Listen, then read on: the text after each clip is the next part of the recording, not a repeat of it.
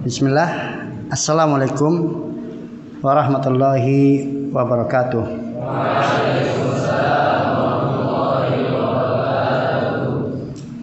Innal hamdalillah wassalatu wassalamu ala Rasulillah wa ala alihi wa ashabihi wa man tabi'ahum bi ihsanin ila yaumiddin. Ya ayyuhalladzina amanu taqullaha haqqa tuqatih wa la tamutunna illa wa antum muslimun wa ba'd. Asatidah atulab wa ikhwa fiddin rahimani wa alhamdulillah. Puji syukur kita panjatkan kehadirat Allah Subhanahu wa taala atas segala nikmat dan karunia yang terus menerus Allah curahkan untuk kita semuanya, termasuk perjumpaan kita pada petang hari ini. Dalam lanjutan kajian kita terhadap sebuah risalah Mukhtasar fi Tauhidil Asma wa Sifat, sebuah risalah yang dikeluarkan oleh organisasi dakwah dan irsyad di Rabwah, Saudi Arabia, dan sudah kita pelajari awal risalah ini pada pertemuan sebelum Ramadan. Sekarang kita pertemuan yang kedua dan kita sampai pada poin yang ketiga ya.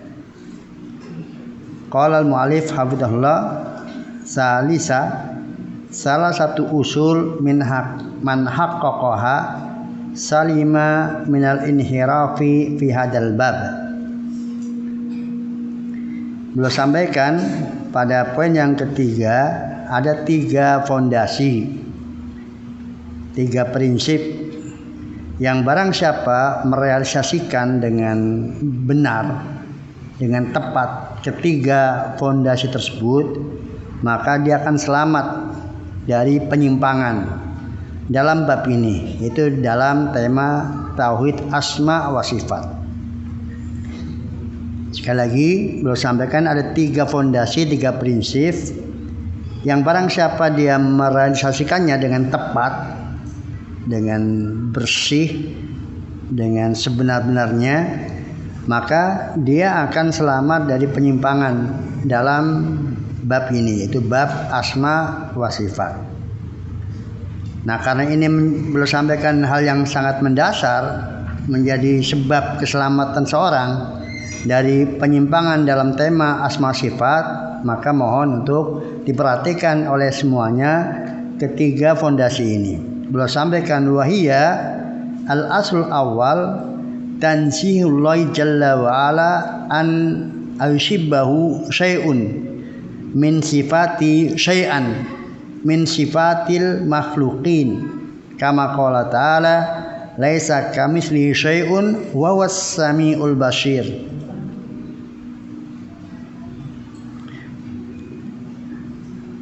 Fondasi yang pertama, prinsip yang pertama yaitu mensucikan Allah Jalla wa'ala dari ada sesuatu yang menyerupainya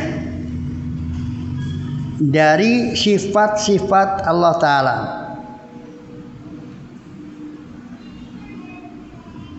Sesuatu pun dari sifat-sifat makhluknya.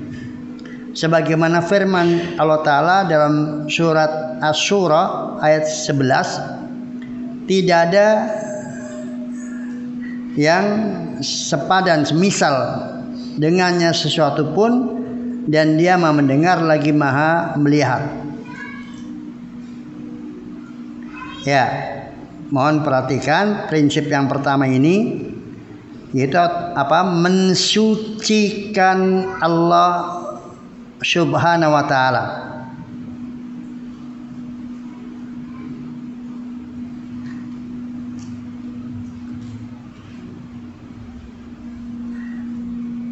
Ya, mensucikan Allah Subhanahu wa ta'ala dari ayushbiha syai'un min sifatil makhlukin, dari adanya keserupaan sesuatu dari sifat Allah Ta'ala menyerupai sesuatu dari sifat makhluk. Artinya apapun yang dimiliki oleh Allah Ta'ala dari sifat-sifatnya itu harus dibersihkan, disucikan dari menyerupai sifat-sifat yang ada pada makhluknya. Ini prinsip yang sangat mendasar. Sehingga setiap kita mendengar sebuah sifat yang diinformasikan oleh Allah dalam kitabnya atau oleh Rasulullah Sallallahu Alaihi Wasallam dalam hadisnya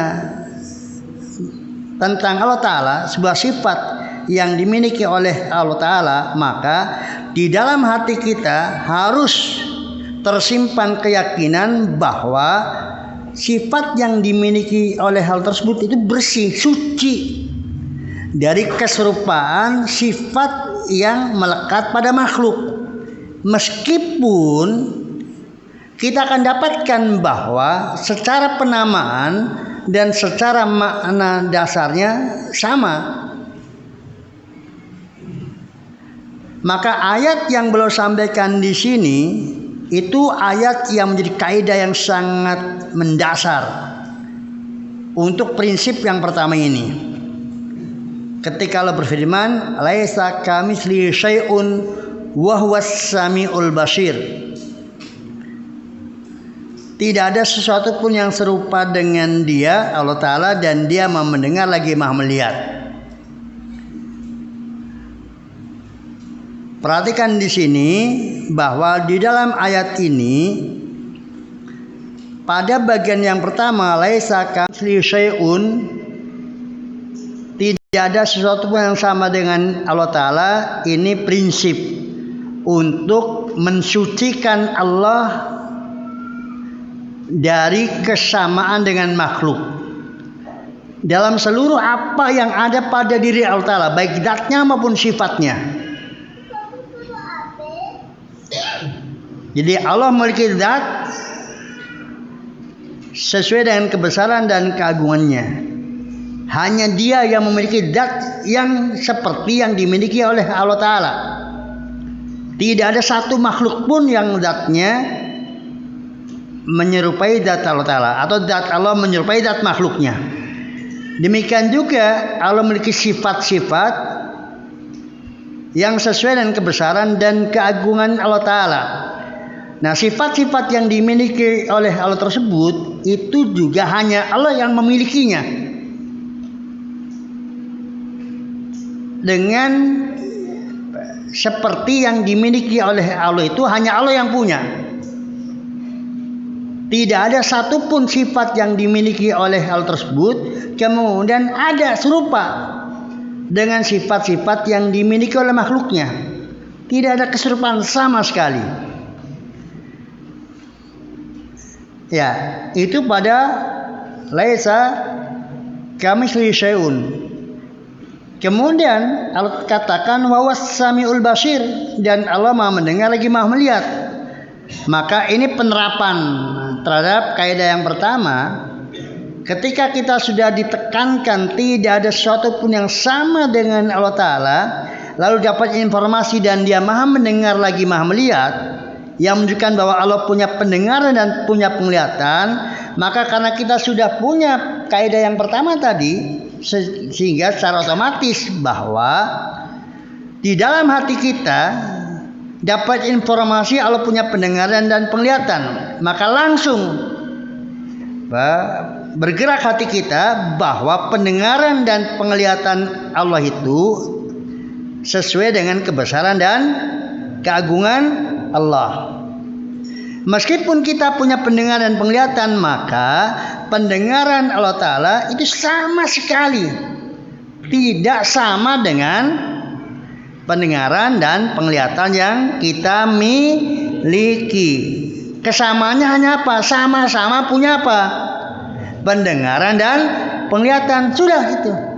Sama-sama punya pendengaran dan penglihatan, tetapi berbeda sama sekali antara apa yang pendengaran dan penglihatan yang dimiliki oleh Allah Ta'ala dengan pendengaran dan penglihatan yang dimiliki oleh makhluknya. Karena kita punya prinsip tadi, mensucikan Allah dari menyerupai apa yang menjadi sifatnya dengan sifat yang dimiliki oleh makhluk. makhluknya. Ya, itu prinsip yang pertama. Dan ini berlaku untuk semuanya. Ya, untuk seluruh sifat Allah Ta'ala. Tidak hanya untuk 1-2 sifat, tetapi untuk seluruh sifat yang dimiliki oleh Allah Subhanahu wa taala.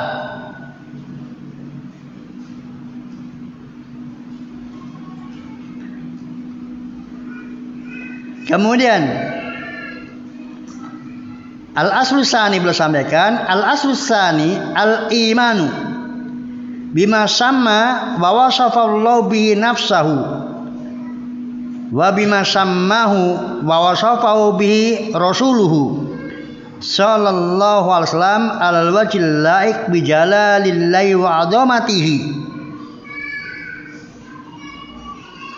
Qala Allah Ta'ala huwallahu alladzi la ilaha illahu alimul ghaibi wasyahadah warrahmanur rahim.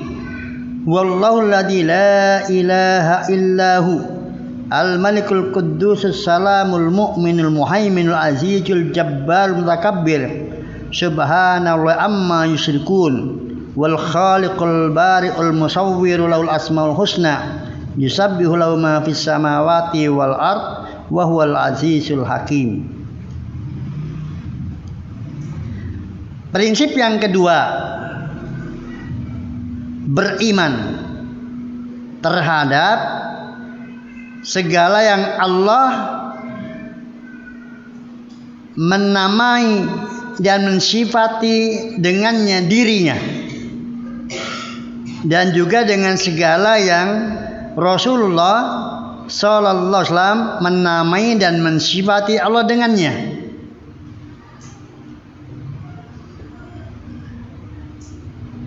Dalam bentuk meyakini bahwa itu sesuai dengan pantas dengan kebesaran dan keagungan Allah Subhanahu wa taala.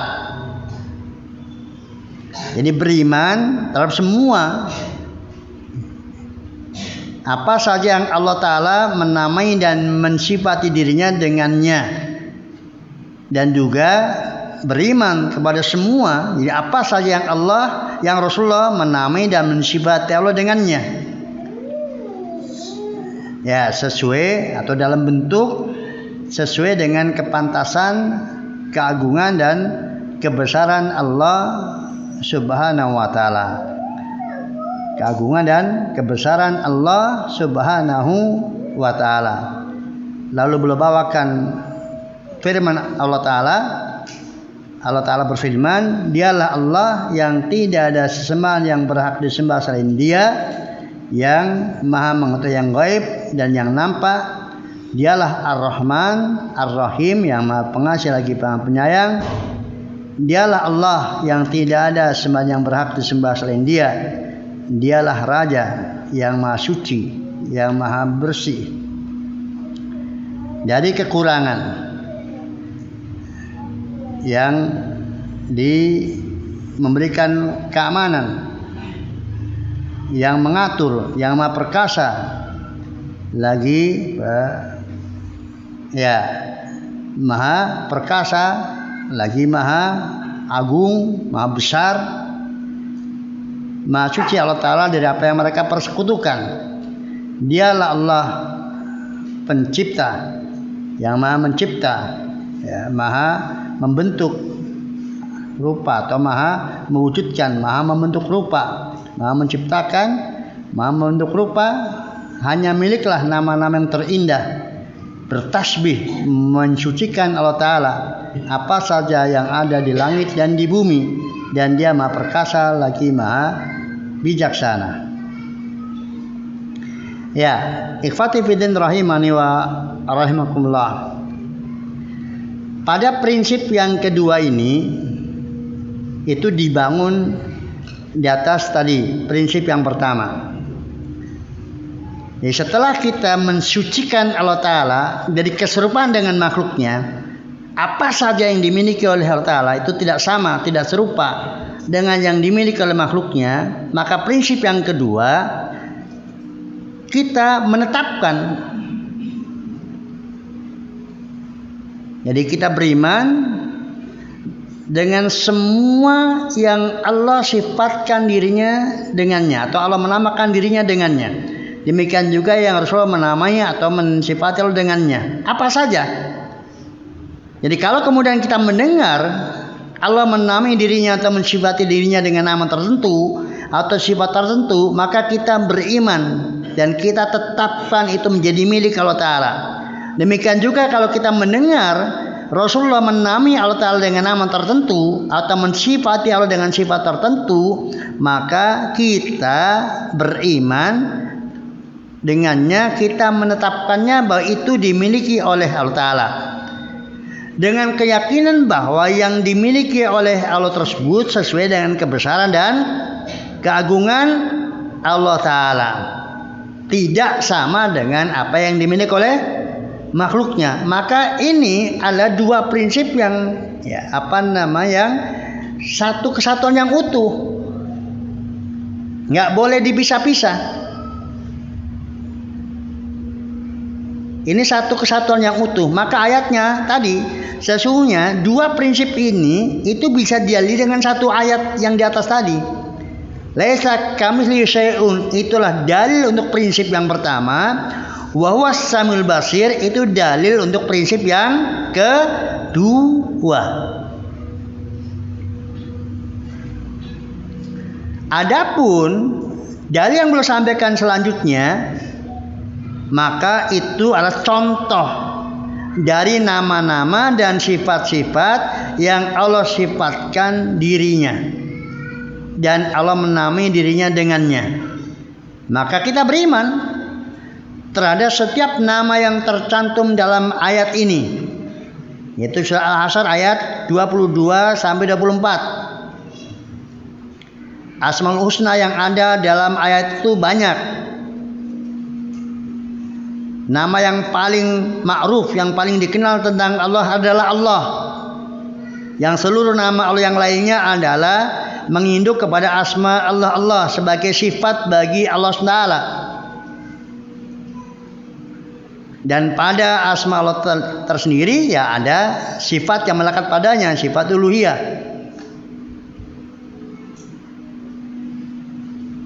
Ada asma Allah Ar-Rahman, Ar-Rahim.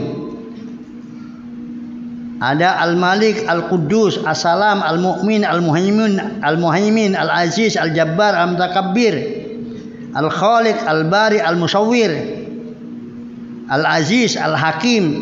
Nah, itu Asmaul Husna.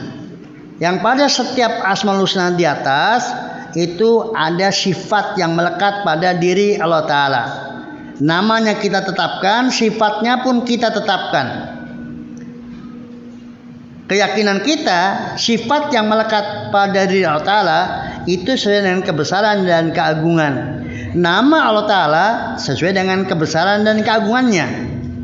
Maka kalaupun ada persamaan nama pada seorang hamba dinamai Al-Aziz, seorang hamba namanya Al-Hakim, maka ya hanya sekedar nama baginya, tapi tidak husna, bukan nama kebesaran dan keagungan. Berbeda dengan nama Allah Ta'ala. Ketika Al-Aziz dan Al-Hakim itu menjadi asma Allah Ta'ala, maka itu husna, nama keagungan dan kebesaran bagi Allah Ta'ala, karena sekaligus menunjukkan sifat Allah Ta'ala, di samping itu menunjukkan zat yang paling agungnya, paling mulianya, paling sempurnanya, yaitu Allah Ta'ala. Tetapi ketika Al-Aziz Al-Hakim menjadi nama bagi makhluk, ya sesuai dengan kondisi makhluk itu, bukan sebagai keagungan dan kebesaran baginya, hanya sekedar merek baginya, sat, sebagai untuk membedakan ini Al-Aziz, ini Al-Hakim, itu Budi, itu Cepi, itu ya itu ketika menjadi nama bagi makhluk, sebagai isim alam semata, bukan sebagai pujian baginya. Tidak melekat pujian pada nama yang dimiliki oleh seseorang, kecuali nama Nabi kita Muhammad sallallahu alaihi wasallam. Namanya sekaligus pujian untuknya. Dan nama Nabi kita nggak ada yang sama dengan nama Allah secara lafadznya.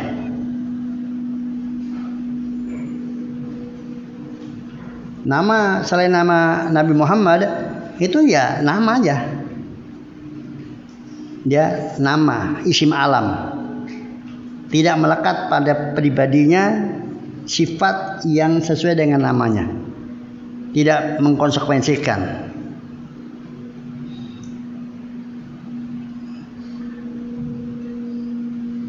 Ya, kemudian seandainya pada seorang hamba ada sifat-sifat yang melekat padanya, yang kebetulan sifat itu pun melekat pada diri Allah Ta'ala, mungkin punya izzah, punya ilmu, punya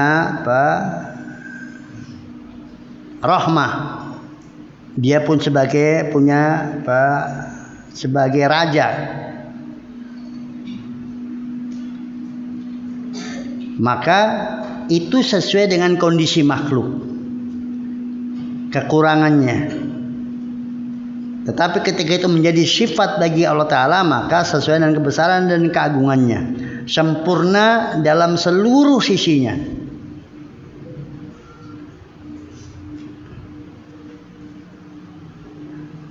Ya, jadi tersimpan dalam hati kita, itu kita imani, kita yakini seluruh informasi tentang Allah, baik nama maupun sifat, bahwa Allah memiliki nama tersebut dan sifat yang terkandung dalamnya.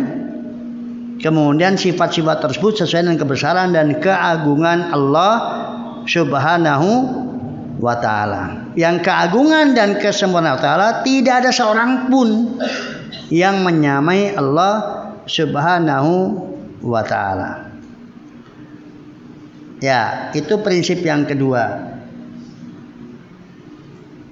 Kemudian prinsip yang ketiga, boleh sampaikan al-aslus salis, qat'ut tama'i an idraki haqiqati kaifiyati sifati ta'ala, li'anna idrakal makhluk lidzalika mustahil. Prinsip yang ketiga, memutus harapan atau berputus asa dari mengetahui hakikat bentuk sifat-sifat Allah Ta'ala, karena mengetahui atau pengetahuan makhluk terhadap hal tersebut suatu yang mustahil.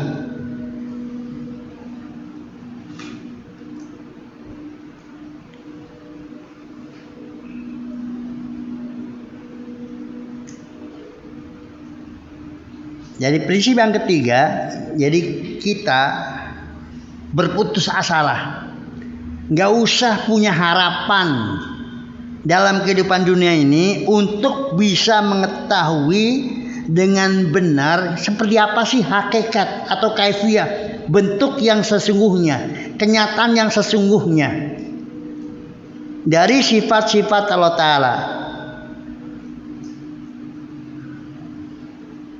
Karena mengetahui seutuhnya tentang sifat-sifat Allah Ta'ala, bagaimana hakikatnya, itu perkara yang mustahil.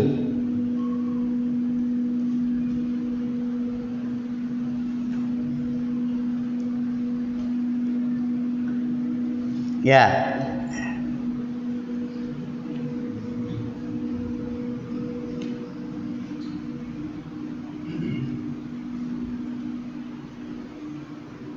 di dalam kehidupan dunia.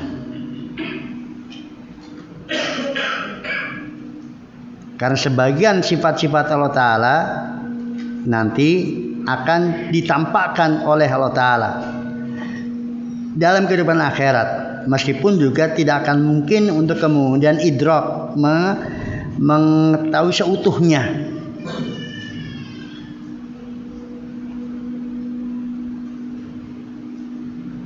Tapi dalam kehidupan dunia maka kita nggak usah punya harapan untuk kemudian bisa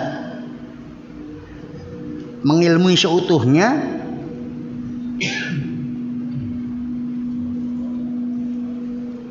apalagi sampai kemudian melihatnya,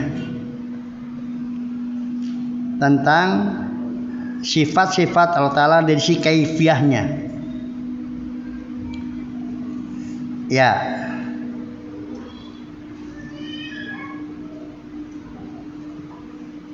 jadi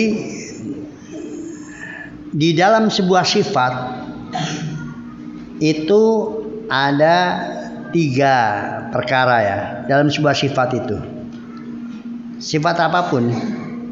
Yang pertama adalah makna dasarnya atau dasar maknanya, asul makna. Kemudian yang kedua adalah tamamul makna, jadi kesempurnaannya dari makna tersebut. Kemudian yang ketiga adalah kaifiyahnya, bentuknya. Ini yang namanya sifat. Itu ada 3 hal ini. Ada makna dasarnya, ada kesempurnaan maknanya, dan ada kaifiyahnya.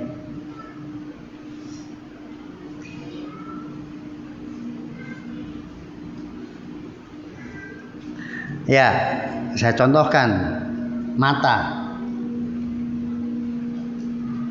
ya.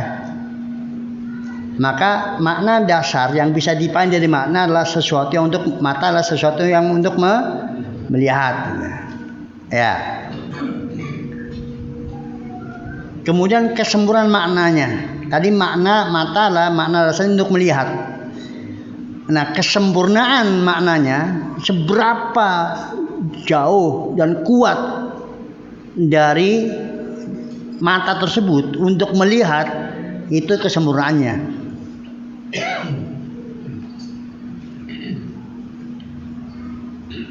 Jadi kualitas penglihatannya sejauh mana, seperti apa kesempurnaannya, itu tamamul maknanya. Adapun kaifiyahnya, bentuknya.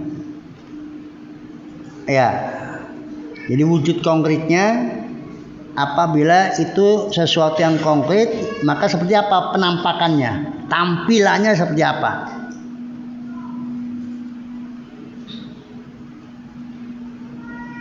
Kalau sesuatu yang bisa diindra, nah ketika diindra kayak apa wujudnya.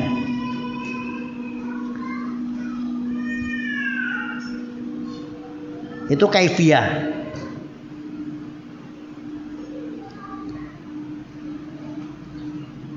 Nah, terkait tentang Allah SWT, maka yang terjangkau, yang memungkinkan kita ketahui, itu adalah makna dasarnya.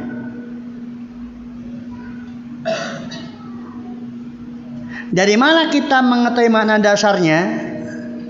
Ya dari yang kita pahami dengan apa yang kita gunakan dalam bahasa sehari-hari kita, atau dari apa yang kita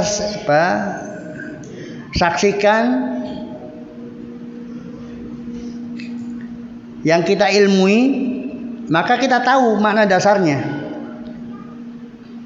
Dari hal-hal yang ada pada makhluk misalnya, maka kita tahu makna dasarnya. Yang bermodalkan makna dasar inilah untuk modal mengenal Allah Ta'ala.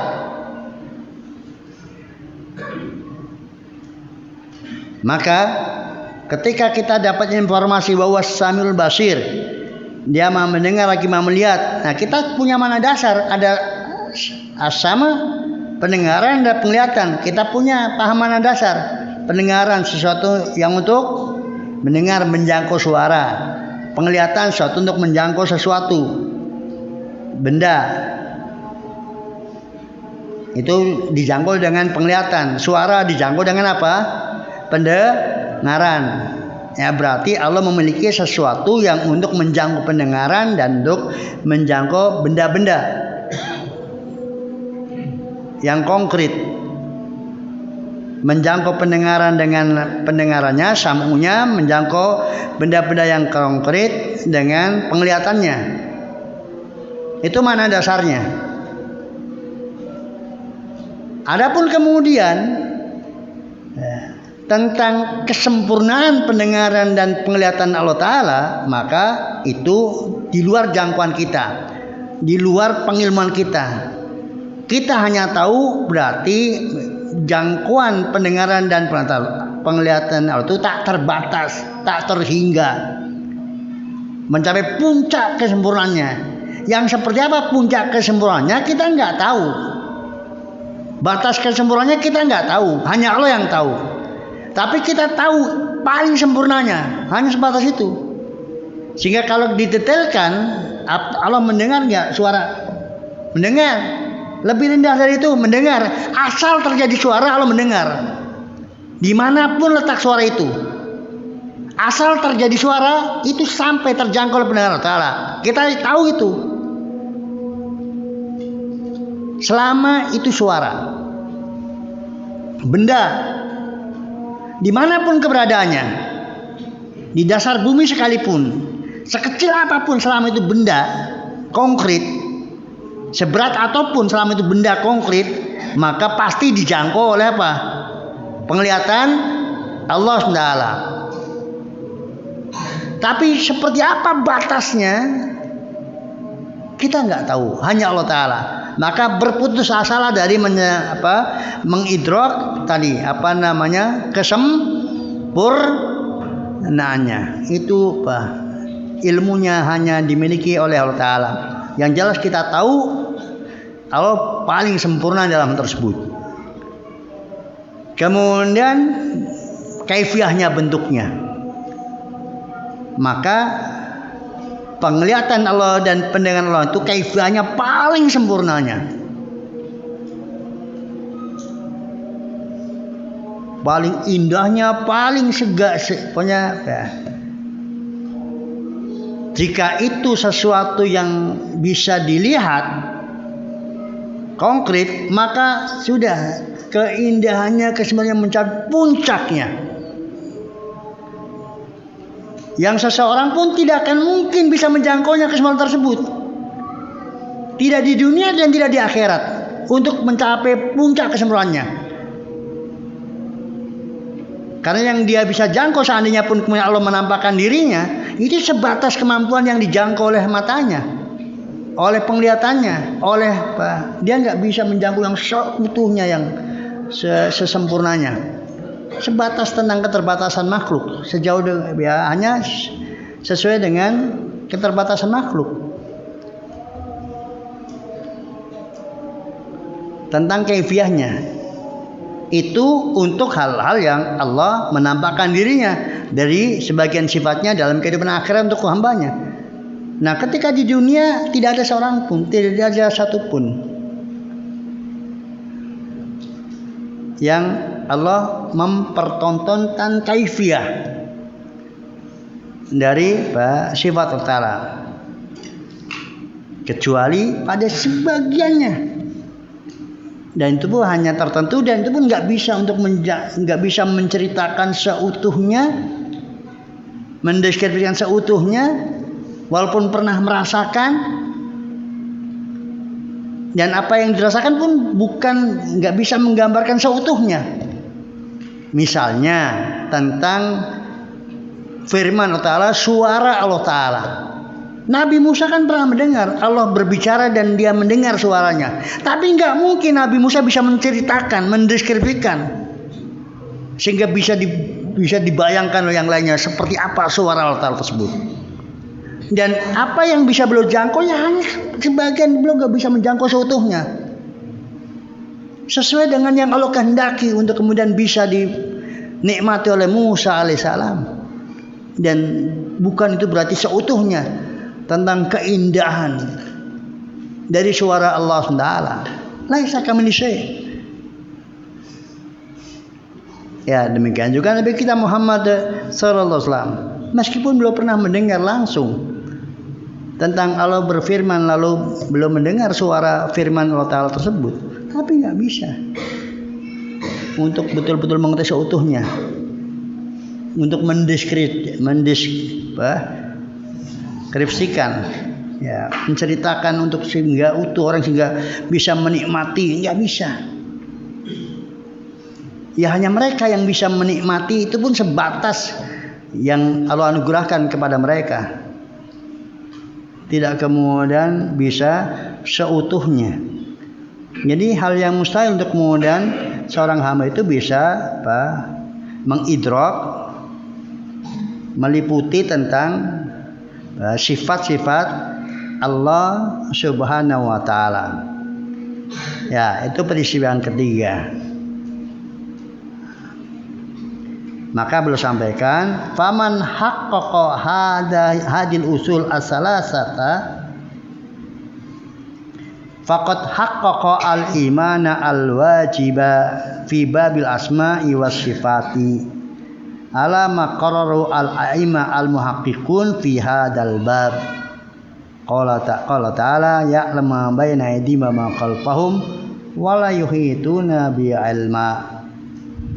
Beliau sampaikan sebagai kesimpulan dari ketiga prinsip di atas, maka barang siapa yang dia telah merealisasikan dengan benar, dengan tepat ketiga prinsip di atas, maka sungguh dia telah merealisasikan dengan benar, dengan tepat iman yang wajib dalam bab asma wa sifat, sebagaimana atau sesuai dengan yang sudah ditetapkan oleh para a'immah, para imam-imam agama, tokoh-tokoh agama dari salafus saleh ridwanullah alaihim ajmain, al-muhaqqiqun, ya, yang betul-betul teliti, detail dan tepat dalam bab ini. Allah Ta'ala berfirman, Dia Allah tahu apa yang ada di hadapan mereka dan di belakang mereka, sementara mereka tidak bisa ilmunya meliputi tentang Allah Ta'ala. Surat Toha ayat 110. Azan dulu atau azannya sekarang?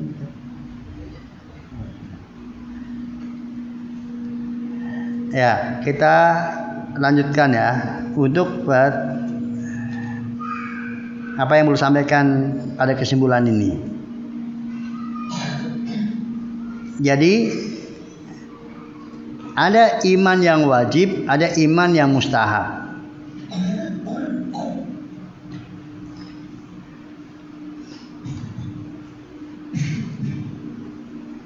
Nah, ketiga, jadi untuk beriman memenuhi kadar iman yang wajib dalam bab asma wa sifat itu minimal dia memiliki tiga prinsip ini.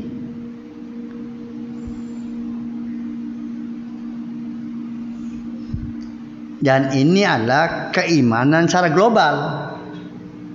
Jadi begini maksudnya, seorang muslim kan dia punya kewajiban beriman tentang asma dan sifat Allah Ta'ala. Nah, apa kadar yang wajib untuk dia miliki agar dia menjadi bagian orang yang telah menunaikan kewajiban beriman tentang asma dan sifat Allah Ta'ala dalam batas yang minimal, yang wajib.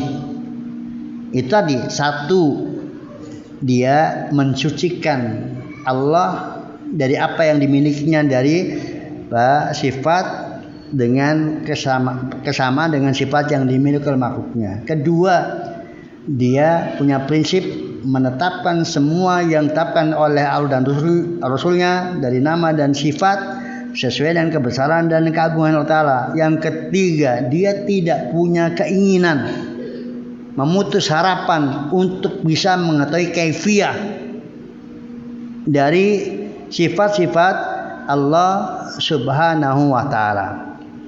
Dah. Itu prinsip secara global, itu rel dia. Nah, kalau kemudian dia berjalan di atas rel ini, di dalam bab asma sifat, dia sudah selamat, dia sudah benar, dia sudah memenuhi kewajibannya. Maka ketika dia dengar informasi tentang Allah Ta'ala asma dan sifatnya, langsung di sini itu yang dimiliki oleh Allah Ta'ala tidak sama dengan yang dimiliki makhluknya, sedikit pun nggak ada kesamaan. Prinsip yang kedua pun dia terapkan, itu yang dimiliki Allah saya imani, dan itu sesuai dengan kebesaran dan keagungan Allah, dan saya nggak perlu tahu seperti apa sih. Terus setiap satuan dia dapat informasi berapa, dia baca ayat, baca hadis, ada informasi tentang asma dan sifat, itu dia terapkan 3 prinsip itu, sudah. Dan itu prinsip yang bisa dijalani oleh siapa saja, mau orang kampung, orang kota, orang alim, orang jahil, itu bisa menerapkan prinsip itu. Gak butuh orang cerdas untuk bisa menerapkan prinsip tersebut.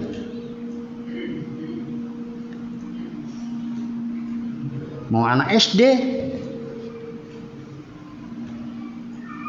setelah dia mumayyiz, bisa paham pembicaraan, maka sudah. Jadi sangat mudah untuk seseorang itu benar di dalam bab asma sifat. Yang bikin sulit itu justru kemudian aliran sesat.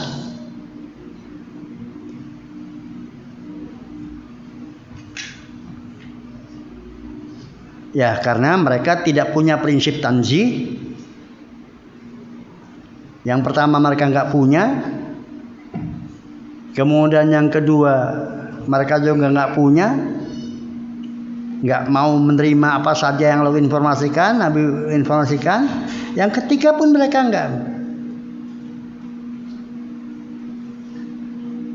nggak terapkan, senantiasa bertanya, kalau Allah istiwa terus gimana coba istiwanya, kan kalau Allah turun terus gimana turunnya, kan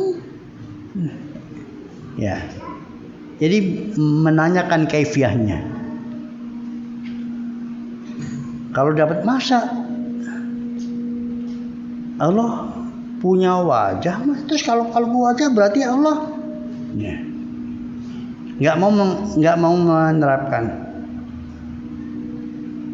informasi tersebut, nggak mau dikembalikan. Udah, kalau punya wajah berarti sudah seperti apa ya, sudah dengan kebesaran dan keuangannya, sudah titik. Nggak sama dengan makhluknya, selesai sudah. Seperti apa? Ya wallahu a'lam. Yang jelas ada wujudnya. Allah tahu persis seperti apa wujudnya. Dengan kebesaran dan keagungannya, kita nggak perlu tahu tentang seperti apa wujudnya. Kita cukup beriman bahwa itu dimiliki oleh Allah Ta'ala sesuai dengan kebesaran dan keagungannya, tidak sama dengan apa yang dimiliki oleh hambanya. Selesai. Sangat mudah. Apa coba sulitnya? Ya. Coba ikhwafin rahimani wa rahmatullah. Terkait dengan 3 kaidah di atas. Di mana letak kesulitannya? Barangkali ada yang menyampaikan. Monggo. Mangga, tafadhol. Ada yang ada bagian dari 3 tadi yang sulit diterapkan.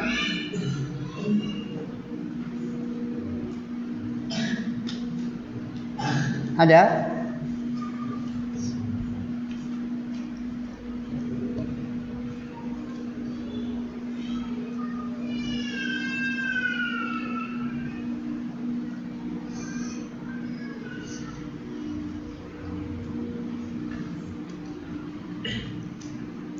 Ya, kalau tidak ada, berarti silakan kalau ada pertanyaan. Berarti semuanya kan nggak merasa sulit. Nah, sekarang kalau ada pertanyaan terkait dengan ini, 3 prinsip ini,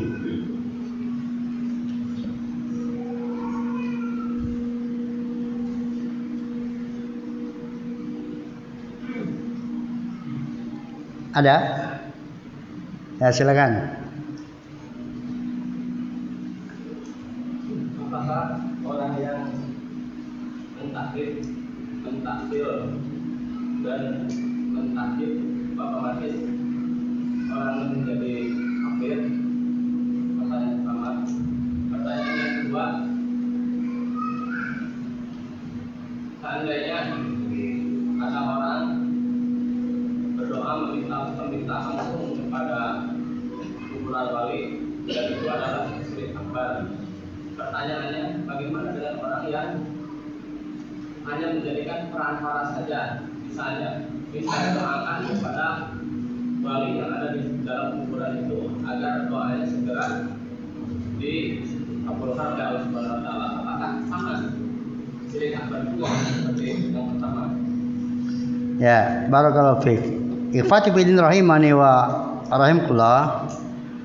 Untuk takwil, ya, pengingkaran, mengingkari.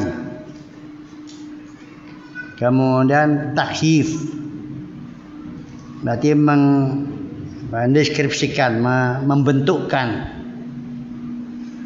melakukan pembentukan atau yang mewujudkan konkret atau hakikat dari sifat Allah Ta'ala. Kemudian untuk tahrif, yang sering disebut dengan takwil, penyelewengan makna, maka itu semuanya merupakan kekufuran, ya.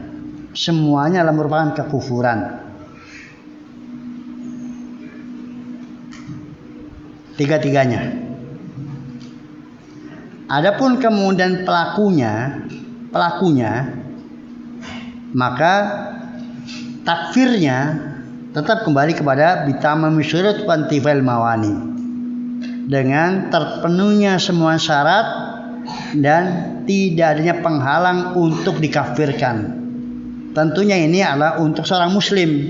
Kalau orang kafir mah sejak awal sudah, orang kafir mentahrif ya dia sudah kafir sejak awal.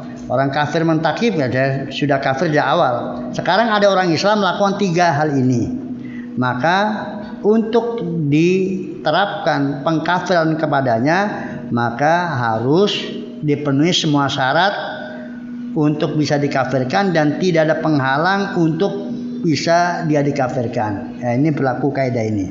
Dan itu adalah bukan ranah kita. Ya, bukan ranah kita. Kita hanya bisa menyampaikan bahwa perbuatan-perbuatan tersebut, sikap-sikap tersebut merupakan kekafiran.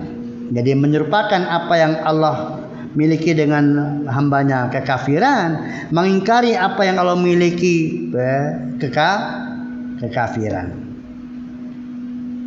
Ya, walaupun di sana ada sebagian perincian terkait dengan takwil, pemindahan makna, tahrif. Ada yang itu ya belum sampai kemudian taraf kekafiran, baru kesesatan, tapi tidak sampai ke kafir. Tapi secara umum bahwa semua bentuk penyelewengan makna atau kemudian tidak mengakui maknanya atau mengingkari maknanya atau menyerupakan dengan makhluknya, itu semuanya kekafiran. Itu yang pertama. Kemudian yang kedua terkait dengan meminta kepada kuburan. Syirik akbar kalau kemudian meminta, artinya dia meminta kepada yang kubur untuk yang dikubur memberi kepadanya. Ya, pertanyaannya, kalau hanya sebagai perantara, meminta kepadanya untuk disampaikan kepada apa yang menjadi keinginannya, maka dalam hal ini ulama, pertama, kalau kemudian dia gaib, dia bukan langsung datang ke kuburan, tetapi jarak jauh. Ya, yang diminta sudah dikubur, dia panggil, Kiai Fulan atau ajengan Fulan, Ustadz Fulan, mohon sampaikan permohonan saya kepada Allah Ta'ala. Saya ingin punya istri lagi misalnya. Ya, agar Allah mudahkan. Nah, itu goib dia. Itu syirik akbar. Sama. Yang kedua, langsung datang kuburannya. Ada si kuburan kalau jangan saya pengen ini dan itu. Tolong sampaikan kepada Allah Ta'ala agar Allah mengabulkan apa yang menjadi keinginan saya. Tolong ya. Betul loh. Aku pesan untuk sampaikan kepada Allah Ta'ala. Ya, maka ini ada khilaf. Pertama, menyatakan itu adalah bid'ah sekaligus syirik akbar. Yang kedua ada mengatakan itu perantara kepada kesyirikan, tidak sampai syirik akbar. Dan secara umum ulama muhaqqiqun itu menghukum itu pun syirik akbar. Ya, nah yang diantara penyebab itu dikatakan sebagai tidak syirik akbar karena dalam redaksi saya Islam itu bid'ah. Maka saya jelaskan bahwa itu pernyataan bid'ah itu bukan berarti tidak syirik. Itu bid'ah dan sekaligus syirik akbar. Bid'ah itu karena itu tidak dicontoh oleh Nabi sallallahu alaihi wasallam dan pelakunya menganggap itu sebagai kebaikan. Maka bid'ah, tetapi itu syirik. Karena ya meminta kepada mayit dan meminta kepada mayit itu bagian dari ibadah. Sama saja dia berada di kuburannya atau jauh dari kuburannya. Hanya saja memang kalau di kuburan ada subhatnya dari sisi tadi. Itu dianggap nggak goib karena apa? Ada di situ. Jadi dianggap mendengar dan di sana ada dalil-dalil yang menunjukkan bahwa terkadang mayit mendengar apa? Mendengar apa yang disampaikan oleh yang hidup. Nah, dalil-dalil ini di generalisir dipakai untuk mengumumkan padahal itu adalah dalam kondisi khusus tertentu dan tidak ada satupun dalil yang menunjukkan bahwa mayit itu bisa memberikan manfaat kepada orang yang masih hidup. Yang ada lah yang hidup bisa memberikan kemanfaatkan kepada si mayit. Ada mayit setelah dia mayit maka dia nggak bisa memberikan manfaat. Maka seandainya pun dia mendengar, maka tidak bisa memberikan manfaat kepada yang memanggilnya. Seandainya pun, walaupun yang benar dia tidak mendengar. In tad'um la yasma'u du'akum wa la sami'u mastajabu lakum wa yaumal qiyamati yakfuruna bisyirkikum ama anta bimusmi man fil kubur. Jadi banyak ayat-ayat yang menafikan tentang si mayit mendengar apa yang disampaikan oleh orang yang dalam kehidupan dunia. Wallahu a'lam bishawab. Nah, ya, silakan.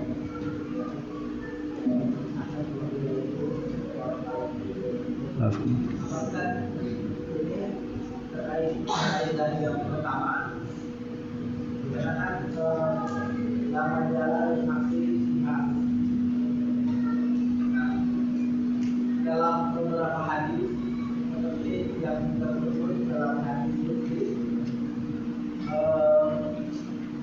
riwayat Bukhari Muslim disebutkan Allah berfirman ini maling sebenarnya aku sakit. Atau dalam hadis lain disebutkan bahwa tadi Allah itu malu. Apakah hadis seperti ini itu dibawa kepada makna hakiki hakikinya atau bisa kita belokkan ke dalam makna yang lain hingga sesuai. Baik, barakallahu fiik. Ikhwati fillah rahimani wa rahimakumullah. Perlu diketahui tentang makna hakiki. Makna hakiki dari sebuah perkataan atau makna lahiriah dari sebuah perkataan adalah makna yang langsung tertangkap oleh benak ketika mendengarnya. Dan itu bisa berbeda-beda maknanya karena beberapa sebab. Bisa karena perbedaan teksnya, susunan teksnya, susunan kata-katanya. Bisa disebabkan karena perbedaan konteksnya, pembahasannya, dan bisa karena perbedaan tarkibnya, hanya perbedaan idofahnya, diidofahkan kemana, ya, disandarkan kemana, ya. Nah, itu tentang makna lahiriah. Yang menjadi kewajiban kita adalah memaknai sebagaimana makna lahiriahnya, dan itu makna hakikinya. Maka terhadap dalil-dalil yang diklaim oleh aliran yang menyimpang, menuduh Ahlussunnah wal Jamaah, atau bagi mereka yang sama-sama mengklaim Ahlussunnah wal Jamaah, menuduh kaum Wahabi mentakwil dalil sifat. Maka perlu diketahui bahwa tidak ada satupun bukti yang bisa dipertanggungjawabkan yang ilmiah bahwa salafus soleh itu dari sahabat, tabi'in dan tabi'ut tabi'in yang menuruti para sahabat itu mentakwil dalil dari sifat. Dipastikan itu. Maka ini harus disimpan baik-baik dalam keyakinan kita.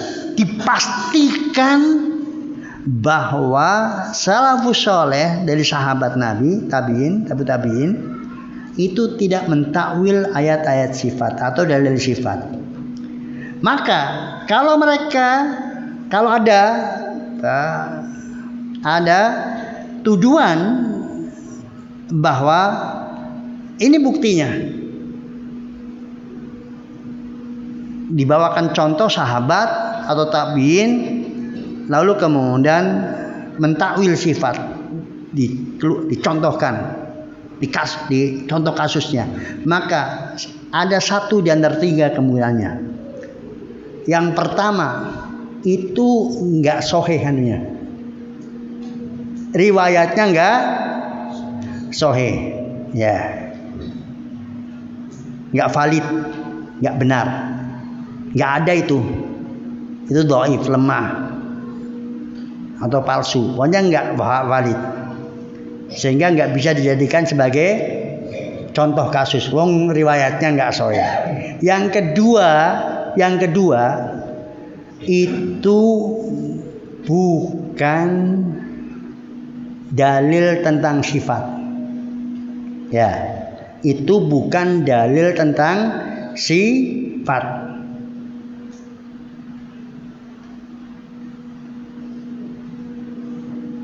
Ya, jadi salah paham. Itu dianggap sebagai dalil sifat, padahal bukan. Itu bahasannya bukan bahasan sifat. Yang kedua. Yang ketiga,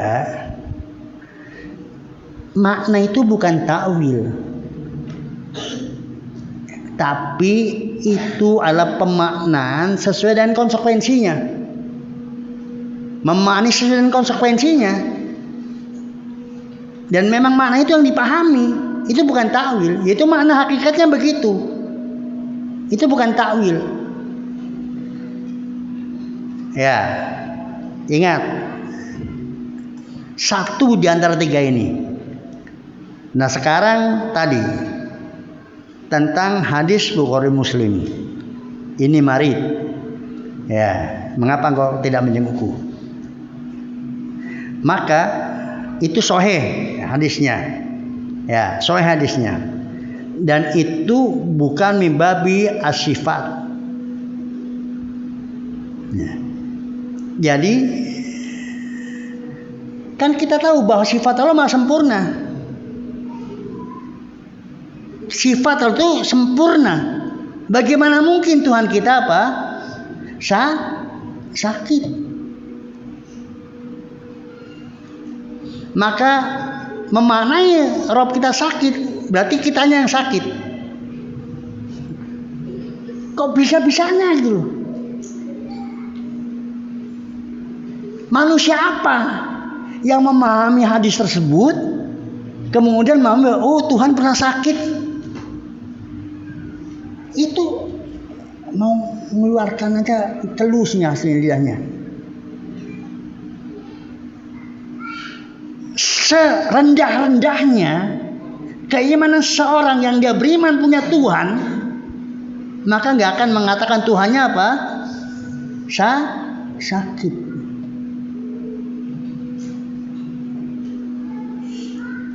Maka bukankah di situ dijelaskan apa yang dimaksud aku sakit, yaitu hambaku yang sakit. Maka kedudukan hamba yang sakit didudukan apa seperti Allah yang sakit. Mengapa kalian nggak jenguk? Niscaya kalau kamu menjenguknya, engkau akan dapatkan aku ada di sisinya. Aku lapar, kenapa nggak kasih makan? Maksudnya apa? Bahkan bisa dijelaskan langsung oleh Allah Ta'ala, oleh Rasulnya dalam hadis kursi tersebut. Informasi yang berikutnya menjelaskan apa informasi yang di depan, bahwa yang dimaksud di situ siapa yang sakit, siapa yang menjelaskan? Allah sendiri. Yang dimaksud itu adalah hamba yang lapar. Siapa yang menjelaskan? Allah sendiri. Bagaimana setelah ada penjelasan tetap ngotot? Ini namanya mentakwil. Ya. Nah, kalau kemudian kita nggak punya kemampuan secara bahasa, ya karena lemahnya bahasa kita, bahasa Indonesia. Itu gaya bahasa Arab. Yang orang Arab asli nggak ada. Maka para sahabat nggak pernah mempertanyakan. Nggak ada satupun keyakinan dari para sahabat bahwasanya Tuhannya sakit. Lalu kemudian kita nggak menjenguknya. Mereka langsung paham karena sudah langsung sampaikan. Itu untuk hadis di atas. Adapun tentang hadis yang satunya, apa itu? Malu. Ya memang Allah malu. Bahkan itu min asmaul husna.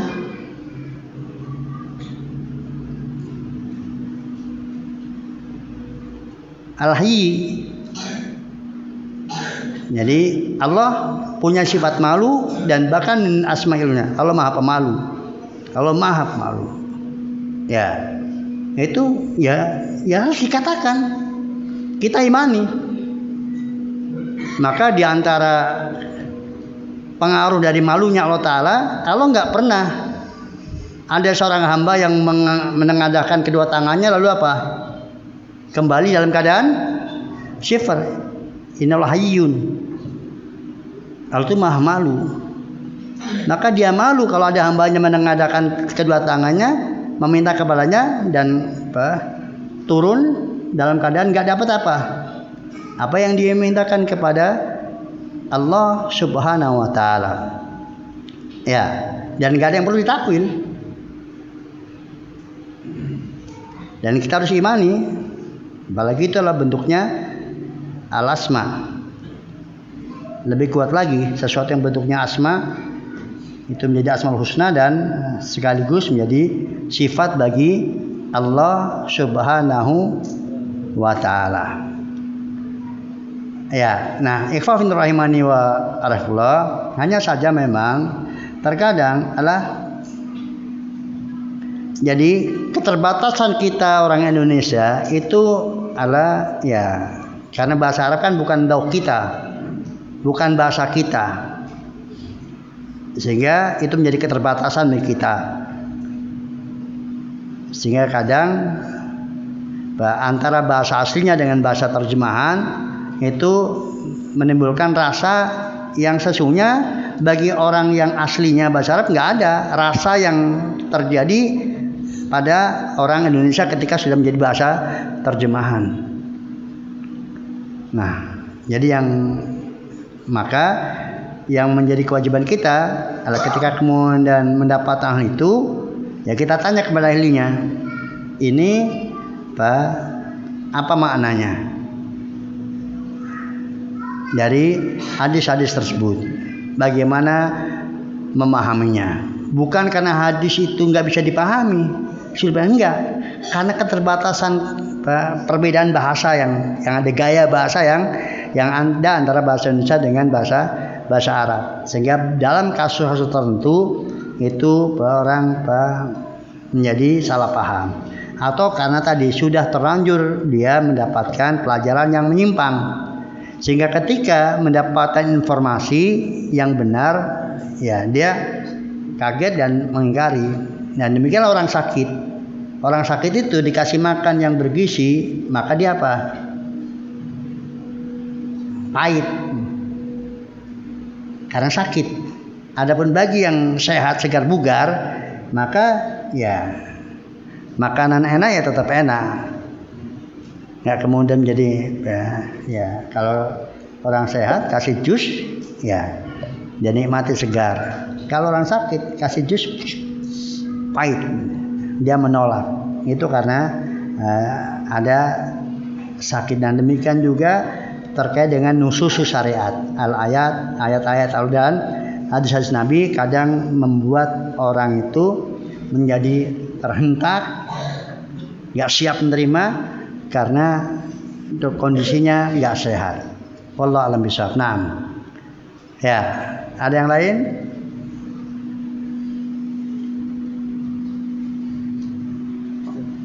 Ya, silakan. Ustaz, bagaimana cara membedakan nama dan sifat Allah, dan bagaimana cara berdoa dengan nama dan sifatnya? Barakallahu fiik. Ya. Untuk membedakan nama dan sifat, mau tidak mau, itu harus bisa bahasa Arab. Ya. Orang Indonesia nggak bisa baca Al-Quran, baca hadis, oh ini asma Allah Ta'ala, ini sifat. Sifat bukan asma Allah asma otomatis sifat. Dia nggak bisa. Sampai jungkir balik dia nggak bisa. Nah, karena dia nggak bisa bahasa Arab. Ya, maka dia tanya.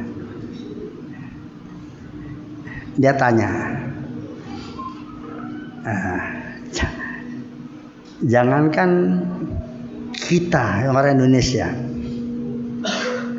yang orang Arab asli atau ya seorang ulama pun itu bisa salah ketika menetapkan ini Asmaul Husna. Maka terjadi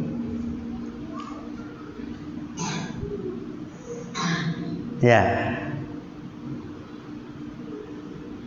riwayat deretan 99 Asmaul Husna, di dalamnya itu isinya bukan Asmaul Husna, tetapi perbuatan Allah Ta'ala dibentuk menjadi Asmaul Husna. Padahal itu nggak bisa, nggak benar. Nanti apa kaidahnya? Kalau kemudian setiap fiil bisa mana yang membedakan fiil ini bisa dibentuk sebagai Asmaul Husna, yang ini enggak? Ya. Maka untuk Asmaul Husna itu istihadiyah. Dalam beberapa Asmaul Husna itu ulama ijma sepakat itu Asmaul Husna. Pada sebagian Asmaul Husna itu terjadi perbedaan pendapat antara yang memasukkan kepada Asmaul Husna dengan yang tidak memasukkan kepada Asmaul Husna. Ya, sehingga ya untuk hal ini maka supaya kita bisa setidaknya punya gambaran yang kuat kalau membaca Al-Quran dan hadis, kemudian ada sesuatu dinisbatkan kepada Allah Ta'ala, oh ini sifat, ini asma, ya belajar secara intensif tentang tauhid asma wa sifat setelah belajar bahasa Arabnya. Ya, untuk tadi. Sementara sekarang ya tadi jangan terima aja. Sekarang terima aja. Ini Asmaul Husna. Contohnya 99 dah. Berarti yang di luar itu bukan dah belajar. Sementara begitu. Baca buku Asmaul Husna, kemudian disampaikan itu ada 99. Sementara yang bukan 99 maka anggaplah bukan Asmaul Husna. Mentok-mentoknya apa? Sifat. Ya, baik sifat perbuatan atau sifat dzatiyah, bukan Asmaul Husna. Jadi kalau ulama tidak memasukkannya ke dalam Asmaul Husna, maka kita tidak ikut memasukkannya. Ya. Kita bukan kapasitasnya. Kita belum punya kapasitas untuk kemudian secara mandiri mengecek dari Al-Qur'an atau hadis lalu ini Asmaul Husna ini. Ini Asmaul Husna ini, Asmaul Husna belum. Kita kapasitasnya berapa? Taklid. Apa alasannya? Ya juga belum kapasitasnya kita untuk kemudian karena begini. Ya, karena begini. Secara umum ya. Ya. Kecuali kalau kita sudah memuarosah terhadap bahas tentang kaidah-kaidah untuk menetapkan Asmaul Husna dari Al-Qur'an dan hadis. Kemudian kita betul-betul sudah menguasai, ya. Lalu kita bisa menyampaikan mengapa ini Asmaul Husna. Maka karena 1, 2, 3, 4. Ya. Mengapa ini bukan? Karena 1, 2, 3, 4 misalnya gitu. Nah, itu butuh proses panjang. Ya, sekali lagi, itu pun bukan setiap orang Arab bisa melakukannya. Terbukti tadi.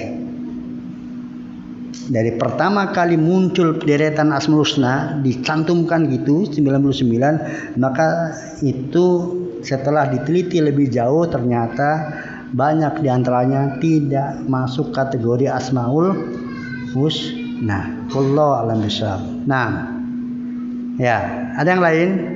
Yang satunya apa tadi? Ya.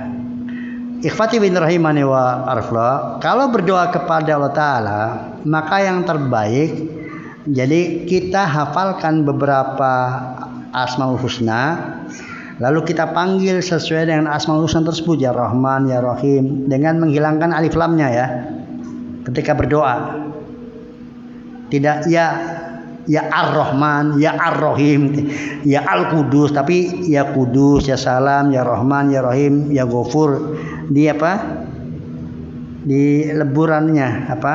Alif lamnya. Ya, itu memanggil Asmaul Husna yang dipanggil Allahnya. Ya, atau diringkas Allahumma. Itu sama dengan ya Allah aku memohon kepadamu dengan seluruh nama yang kau miliki. Atau langsung ya Allah aku memohon kepadamu dengan seluruh nama yang kau miliki. Ya itu. Nah kalau kemudian atau dia memanggil dengan apa yang menjadi kedudukan Allah Ta'ala. Dia tidak Asmaul Husna yang dia panggil, tetapi kedudukan Allah Ta'ala. Wahai Allah, zat yang telah menciptakan langit dan bumi. Wahai Allah, zat yang telah menciptakan manusia. Wahai Allah, zat yang memiliki perkasaan. Jadi langsung apa yang jadi Allah yang dipanggil, kemudian disebutkan tentang kedudukan Allah Ta'ala atau kemahasempurnaan Allah Ta'ala. Ya, itu berdoa dengan asma dan sifat. Adapun kalau kemudian berdoa kepada sifat tidak boleh. Maksudnya gimana? Kalau kan punya sifat rahmah, nggak boleh. Ya rahmat Allah nggak boleh. Tapi ya Allah pemilik sifat rahmat. Bukan ya rahmat Allah, ya ilmu Allah Ta'ala tidak boleh. Tapi ya Allah pemilik ilmu yang maha sempurna misalnya. Kalau dia mau menggunakan bahasa Indonesia, nggak apa-apa. Tapi kalau memanggil asma Allah, memanggil Allah, panggillah namanya. Ya. ya Rob. Jangan ya Tuhan. Tapi ya Allah boleh, ya Allah Tuhan semesta alam boleh. Ya. Ya Allah pemilik sifat ketuhanan. Boleh, tapi jangan ya Tuhan. Karena Tuhan bukan asmaullah. Tapi kalau ya Tuhanku boleh. Ya Tuhanku. Karena Tuhan kan bahasa Indonesia sudah kan. Maknanya apa? Robku atau sesembahanku kan. Maka wahai sama dengan ya Robbi itu. Tapi ya Tuhan, Allah nggak punya nama Tuhan. Ya. Sifatnya sifat ketuhanan dari al-uluhiyah atau rububiyah. Tapi namanya bukan. Maka kalau mau pakai bahasa Indonesia tadi panggil yang dengan nama Allah Ta'ala ya Allah, baru kemudian dengan kedudukannya, dengan apa yang dimiliki oleh Allah Ta'ala, maka silahkan. Sehingga dengan demikian maka betul yang dipanggil adalah Allah Ta'ala, yang tujuan Allah Ta'ala, yang terpanggil dalam doa itu Allah Ta'ala, bukan yang lainnya. Sekarang kalau ya Tuhan siapa ya? Ada Tuhan Yesus, ada Tuhan apa? Sekarang orang Nasrani nyebutnya ya Tuhan enggak? Yang dimaksud siapa lah? Ya Tuhan. Tergantung agamanya apa ya. Ya. Dan Tuhan bukanlah asma Allah. Maka memanggil Allah Ta'ala itu adalah kepada asmanya. Kalau kita memanggil Allah kepada asmanya atau kepada apa yang Allah miliki. Jadi dengan menyebut kepemilikan Allah setelah dipanggil Allahnya. Setelah dipanggil Allahnya baru sebutkan apa yang menjadi milik bagi Allah Subhanahu wa ta'ala sebagai bentuk pujian bagi Allah Subhanahu wa ta'ala. Ya. Demikian cukup ya Sof.